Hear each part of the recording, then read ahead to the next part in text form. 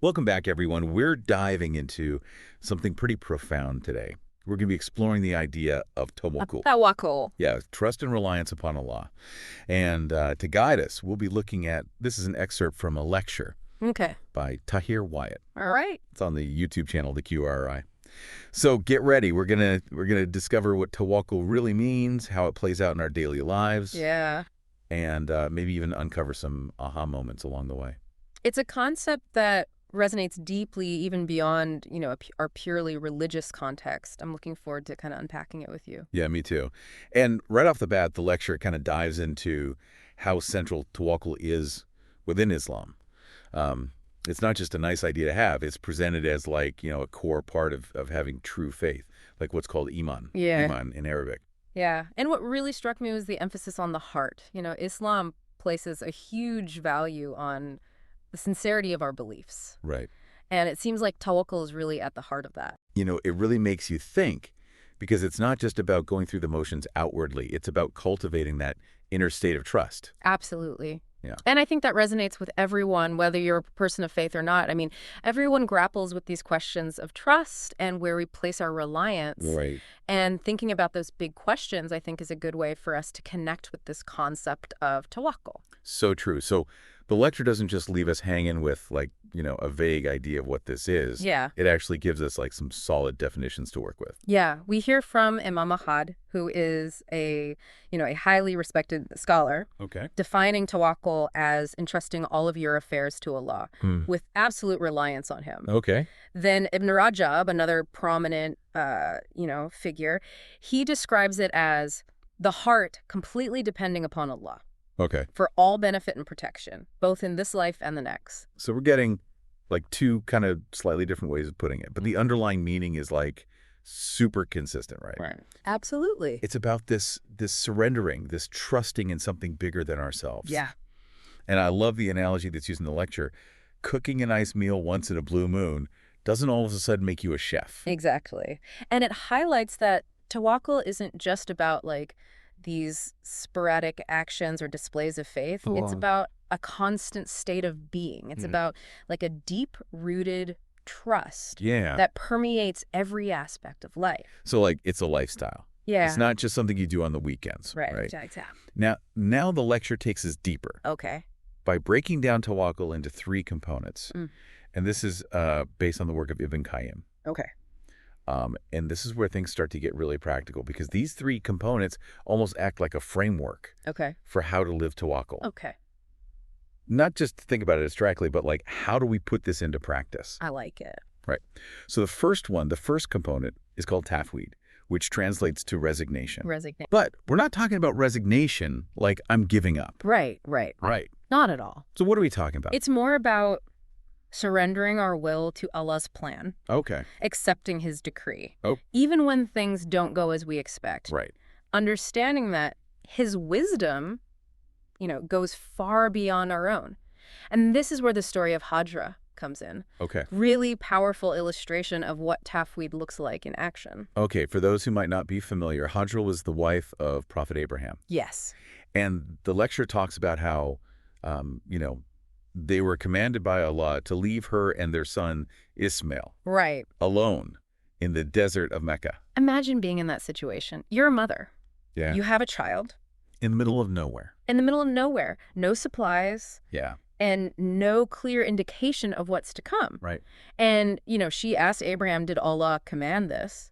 And he said, yes. Yeah. Her reply was incredible. She said, then Allah will not neglect us. Wow. Talk about trusting in Allah's plan. Right. There's no despair there. There's no questioning. Pure faith. Pure faith, yeah. It Okay. really makes you reflect, Have you ever, found yourself resisting a situation, wishing it was different, All the time. Struggling to accept things as they are? But this story offers such a powerful lesson, even in the face of seemingly impossible circumstances. Haja embodied that surrender to Allah's will. Yeah. It's like a profound example of what true tafweed looks like. It makes you think about where we place our trust, Right. Do we cling to control? Or do we allow ourselves to lean into that bigger picture? That's such a great point to ponder, especially for our listeners who might be going through a tough time right now. Absolutely. Yeah, it reminds us that even when things feel uncertain or beyond our control, there's a deeper wisdom at play. And that, in a nutshell, is the essence of Taffweed. It's not about passively accepting whatever happens, but about actively surrendering our limited understanding to the infinite wisdom of Allah. And that surrender in itself can be a source of incredible strength and peace. Okay, so we've got this idea of surrender, Yeah. right? Of letting go, trusting in Allah's plan. Yes. But does that mean we just sit back and do nothing? Right. Where does action come into play in all this? That's where the second component comes in. Okay. And this one might surprise some people. Okay. It's called istiana. Ooh, istiana. Istiana. What does that mean? It means seeking Allah's aid. And this is so important because it reminds us that tawakkul isn't about passivity. It's not about sitting around waiting for things to magically fall into place. So it's about actively pursuing our goals, Yes, but recognizing that ultimately success comes from Allah. precisely. And the lecture shares some wise advice from Prophet Muhammad, peace be upon him. Okay. He said, strive for what benefits you. Okay. Seek Allah's aid. Okay. And don't give up. I love that. That's such a powerful reminder that we have a role to play. Absolutely. You know, we're not meant to just sit on the sidelines, but at the same time, we need to recognize that our efforts are only part of the equation. It's like we're co-creating with Allah, Yeah. if you will. I like that. We're putting in the effort. We're seeking His guidance, and we're not giving up on our dreams. This reminds me of the example of the birds leaving their nest to find food. Yes. They're not just sitting in the nest hoping food will magically appear. Nope. They're going out, they're actively seeking it. Yeah. But their ultimate trust is in Allah's provision. That's a beautiful analogy.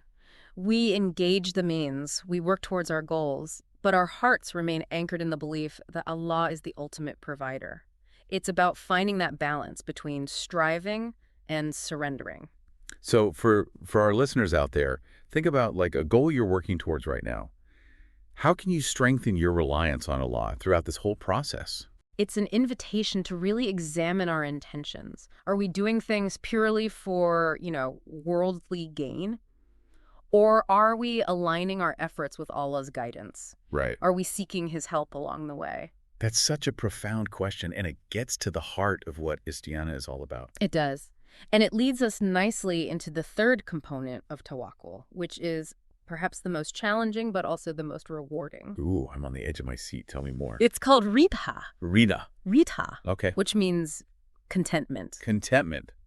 Even when things don't go our way. Yeah. That sounds like a tall order. It is, and that's why it's the culmination of true tawakkul. Okay. It's about accepting Allah's decree no matter the outcome, knowing deep down that He has our best interest at heart. So I'm starting to see how all three of these components kind of build on each other, right? Yes. So we surrendered to Allah's plan with Taffweed. Right.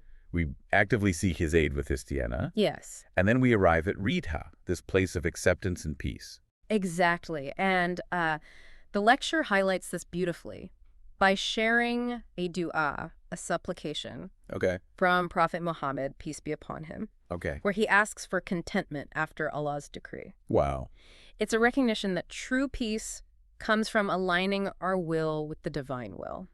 You know, it's so easy to get caught up in wanting things to go our way. Of course. But what you're describing is like a completely different way of approaching like life's challenges. It is, and it requires a profound shift in perspective. Yeah. It's about recognizing that even in difficult situations, there's a deeper wisdom unfolding, a plan that we may not fully comprehend, Yeah. but we can choose to trust.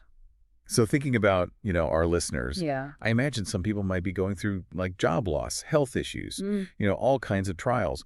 How does this concept of Ridha apply in those really tough moments? I mean, that's where the real test of tawakkul lies. Right. Right? I mean, it's one thing to feel content when things are going smoothly, but quite another to maintain that contentment amidst hardship. Of course. But that's exactly what Rita calls us to do, Right. to find that inner peace, that acceptance, even when the external circumstances are far from ideal.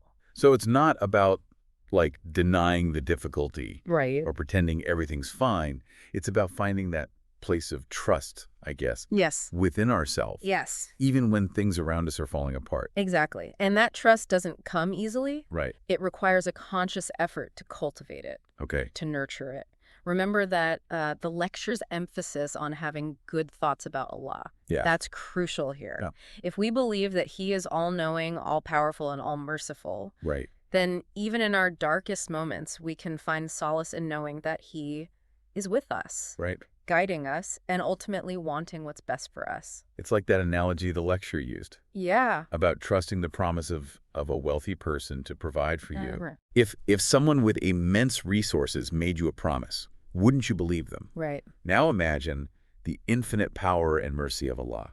That's such a powerful way to put it. Our trust in Allah should far surpass our trust in any human being. Right. Because His attributes are limitless. Right. And that's why getting to know Allah, understanding His names and attributes, is so essential for developing genuine tawakkul. Okay. The deeper our knowledge of Him, the stronger our foundation of trust becomes. Well, it's not just a blind leap of faith. It's about building that trust Yes. based on knowledge and understanding. Yeah. I like it. And to help us on that journey, the lecture leaves us with two really, really profound questions. Yes. Okay. Do you believe Allah wants good for you? Well, And do you believe what Allah has given you is good? wow. Those are questions that really make you pause and reflect. They do. It's so easy to focus on what we lack, what we haven't achieved, or what we've lost. Right. But those questions challenge us to shift our perspective, to see the blessings, Yeah. even amidst the trials. And that shift in perspective is crucial for cultivating ridha. Okay. It's about recognizing that even what we perceive as negative or unwanted can ultimately be a source of growth, wisdom, and even greater closeness to Allah. So this deep dive is really starting to come full circle now. Yeah. We began by talking about the heart's central role in Islam. Right. And now, with this concept of ridha, we're seeing how tawakkul ultimately leads us back to that place of inner peace and contentment. It's a beautiful journey, isn't it? It is. From surrender to striving and ultimately to that deep inner peace that comes from trusting in Allah's plan, even when we don't fully understand it. So we've covered all three components of tawakkul: tafweed, istiana, and ridha. Yes. But before we wrap things up, what would you say is the one key takeaway our listeners should hold on to? I'd say it's the transformative power of trust. Tawakkul isn't just a passive belief, it's an active state of being. It's about choosing to place our trust in Allah's wisdom and mercy, even when faced with uncertainty, challenges, and even heartbreak. And in that surrender, in that trust, we unlock a profound sense of peace, strength, and resilience that can carry us through life's ups and downs. Beautifully said, and to echo that sentiment, I want to leave our listeners with a final thought. Think about one area of your life where you can deepen your trust in Allah. What step can you take today to strengthen your tawakkul? It might be something small, like making a conscious effort to be more grateful for the blessings in your life. Yeah. Or it might be a bigger leap, like surrendering a long-held worry or fear to His care. Whatever it is, know that even the smallest step towards tawakkul can have a profound impact on your heart and your life.